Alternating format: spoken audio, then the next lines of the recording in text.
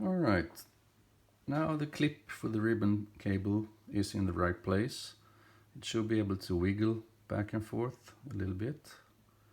So now we're going to reattach it to the cable.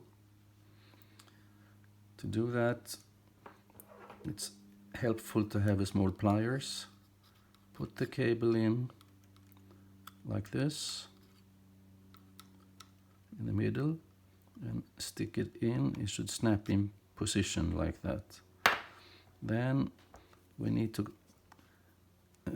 close the lock here and make sure it attaches properly. That's one side. Now we need to do the other side. Push that in until both sides are firmly attached.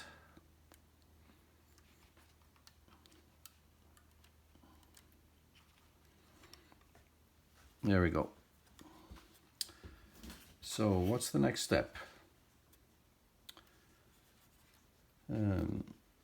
It's to place this on top of the assembly here. And now the cable needs to go down a little bit. So try to get the cable to go down in its hole and not blocking the movement of the pad. And you're going to orient the arrows here. So it comes in the right place. All right. Now we take the new trim ring and position this so that the large cutout, you see that here, there's only one, is aligned with the nav button. So we put this on top here, align it with the nav button like that. You can see that. And also need to align the small cutouts with the arrows. When you have the right position there, you press it down. That's one side, okay. There we go.